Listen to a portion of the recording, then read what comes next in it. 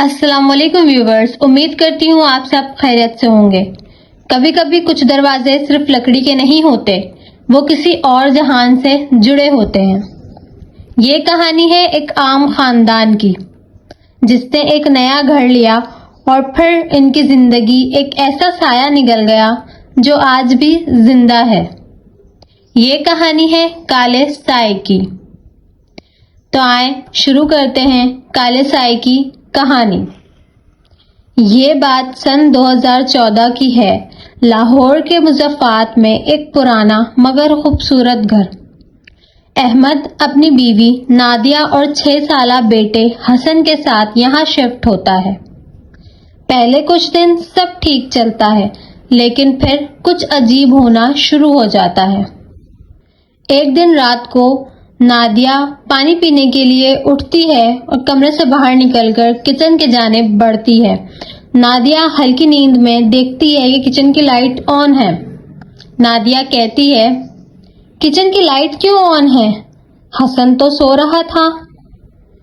Nadia تھوڑی پریشان ہوتی ہے اور وہ کچن کی طرف بڑھتی ہے۔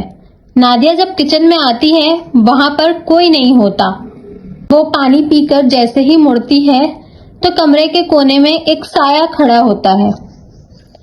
نادیہ بکھلائی ہوئی آواز سے کہتی ہے، کون ہے وہاں؟ احمد، احمد۔ نادیہ ڈر کر زور زور سے احمد کو آوازیں دیتی ہے، لیکن احمد سوتا رہا، جیسے اسے کچھ سنائی ہی نہ دے رہا ہو، جیسے کسی نے اس کے کان بند کر دیے ہوں، وہ کچھ سن نہ سکتا ہو۔ وہ سایہ نادیہ کو دیکھتا رہا اور پھر آہستہ آہستہ غائب ہو گیا۔ اگلی صبح نادیہ احمد کو ساری بات بتاتی ہے تو احمد اس کی باتوں پر ہنس پڑتا ہے اور ہنستے ہوئے کہتا ہے، تمہیں خواب آیا ہوگا۔ تھکاوٹ سے دماغ بھی عجیب چیزیں سوچنے لگتا ہے۔ نادیہ سنجیدگی سے کہتی ہے، نہیں احمد، وہ خواب نہیں تھا، وہ حقیقت تھا، میں نے اسے دیکھا۔ احمد اس کی باتیں نظر انداز کر دیتا ہے۔ احمد نے بات کو مذاق میں ٹال دیا، لیکن اگلی رات اس نے خود کچھ ایسا دیکھا جس نے اس کی روح تک کو لرزا دیا۔ اسی رات کے 3 بج رہے تھے۔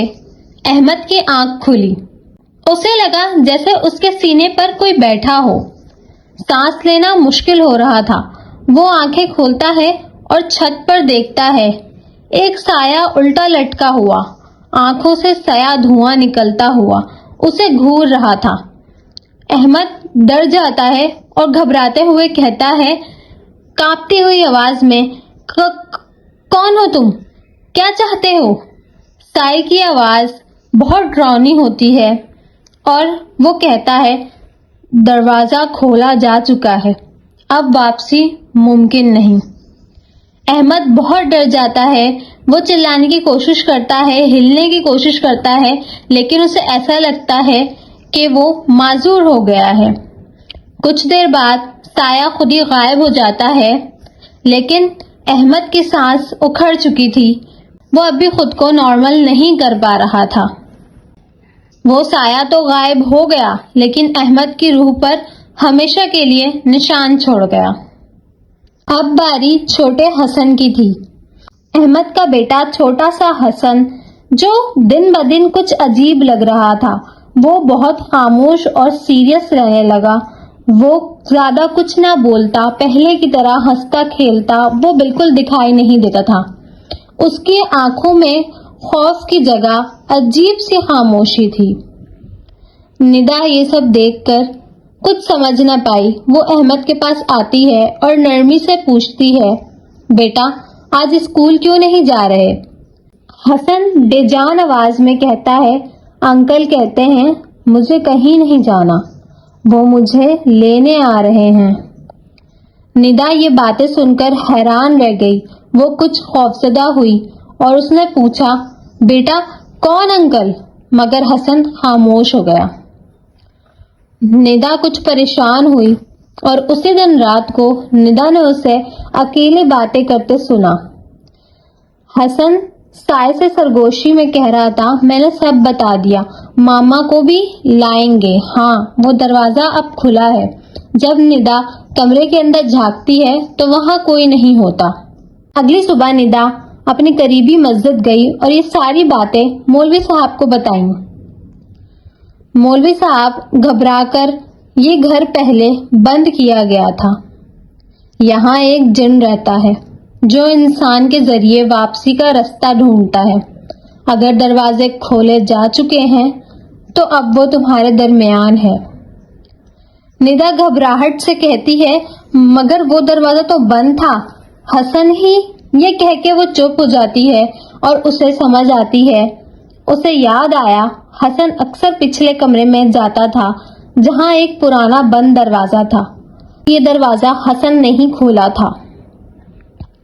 اب رات کے 4 بجے گھر کی لائٹس بند ہو جاتی ہیں، دروازے خود بخود بند ہو جاتے ہیں، ہر طرف سناٹا سا چھا جاتا ہے اور ندا چلاتی ہے، حسن حسن کہاں ہو بیٹا، حسن بیٹا تم کہاں ہو؟ لیکن ندا کو حسن کہیں دکھائی نہیں دیتا، گھر میں بالکل گپ اندھیرا ہوتا ہے۔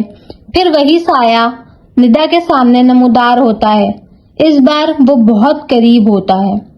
سایہ بے رحمی سے ندا سے کہتا ہے، وہ بچہ ہمارا ہے اور اب تمہاری باری ہے۔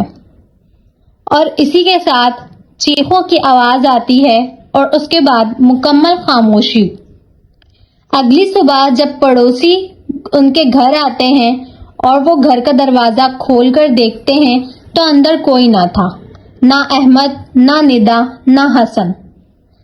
حسن کی صرف ایک ڈرائنگ بک پڑی تھی اور اس پر ایک سائے کی تصویر اور نیچے لکھا تھا، میں واپس آؤں گا۔ تو ویورز، یہ صرف ایک کہانی نہیں، ایک وارننگ ہے۔ ایسا نہ ہو کہ آپ بھی کسی سائے کو ساتھ لے آئیں، کیونکہ کچھ دروازے کھلنے کے بعد کبھی بند نہیں ہوتے۔ اگر آپ کو یہ کہانی خوفناک لگی تو کمنٹ میں ہمیں ضرور بتائیے گا، اور ایسی مزید سچی کہانیوں کے لیے ہمارا چینل سبسکرائب کرنا نہ بھولیں۔ ملتے ہیں اگلی خوفناک کہانی کی رات میں، تب تک کے لیے اپنا خیال رکھیے گا۔ اللہ حافظ۔